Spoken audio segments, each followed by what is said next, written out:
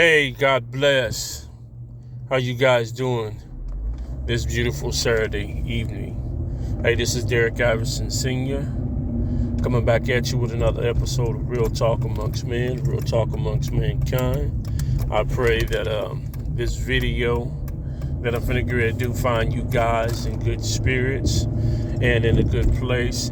Hey, I wanted to come on here and share a thought with you today.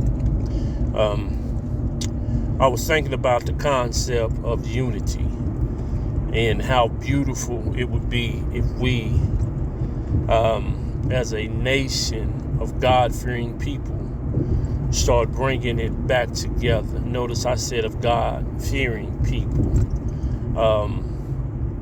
Psalms 119:11 says, how good and pleasant it is for brothers to dwell together in unity. And I think when you look in our communities, when you look in our cities, when you look in our states, and you see the disunity, let me put it out there, amongst black people, when you see the disunity among church people, and when you see the disunity among Christians, no matter what color you are, denomination, there is no unity. When you look at family, the family structure, and the reason why the family structure is so messed up, because there's no unity. Where there is no unity, there is chaos. Where there's no structure, there is breakdown. Where there's no headship, no authoritative role, you have rebellion. There's no unity in the black family because fathers are missing in black families. Whether they just sorry, whether they stand away because of child support, whether they incarcerated, whether they out there on drugs, for whatever reason, absentee fathers, since we're the man, since we're the headship, the reason why our world look the way it looks is because of absentee fathers. And the reason why we have absentee fathers is because we have no unity.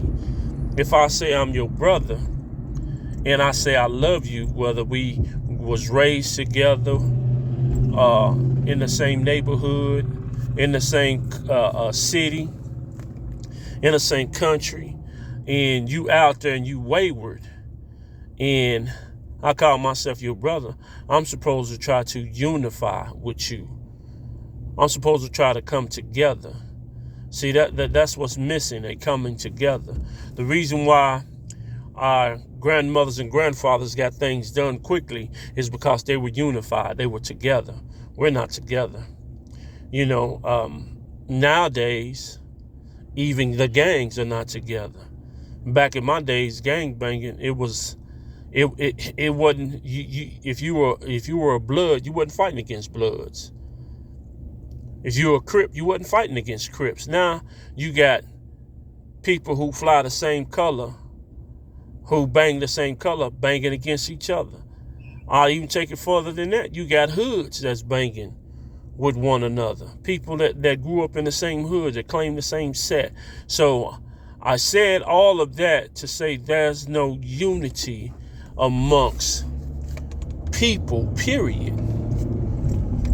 There's only one group of people who really stay together, and that's those people who get money.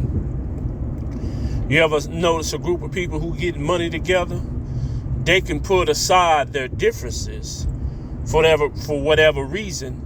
Why? Because at the end of the day, them making their money is more important to them than being right. It's more important to them than to ostracizing their brothers or their sisters or those people who are getting money with them. People who get money together, they not disunified, they are unified. And even if they don't like one another, they can be around one another long enough to get whatever job accomplished. And you know what? That's a good point. Let me make this point. We don't have to like one another.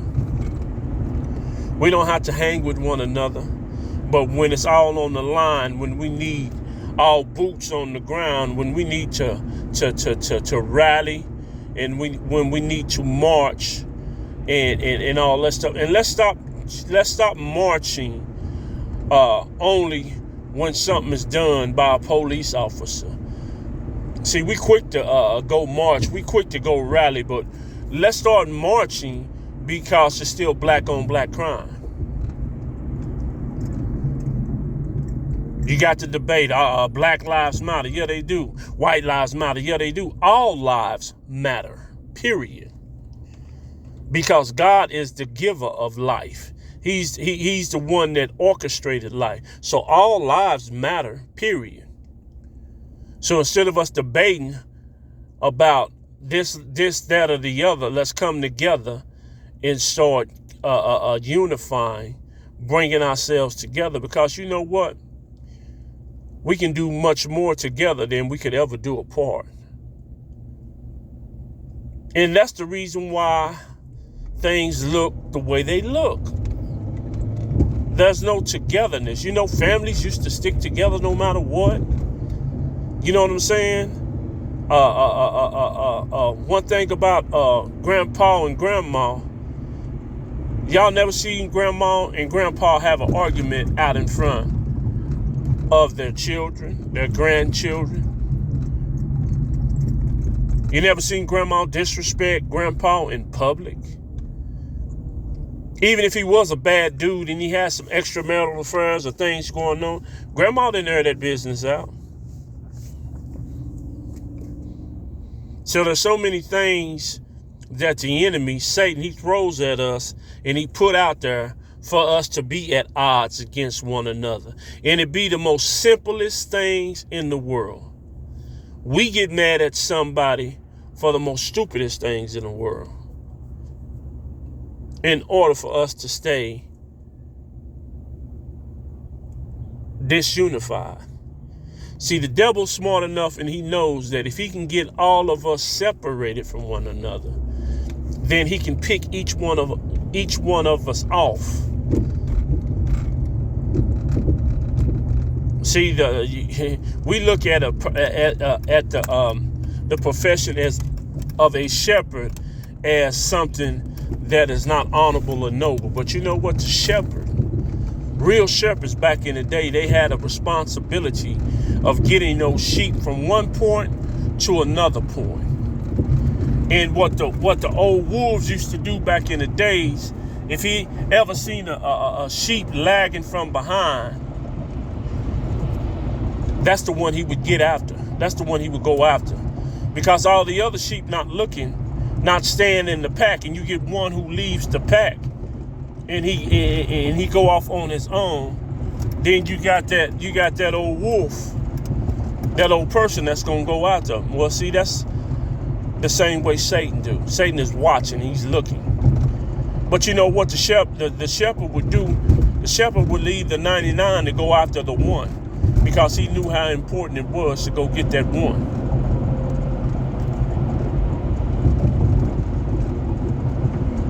We sit back and we so disunified that we don't care if our brother or sister fall. We don't care how they fall or why they fall.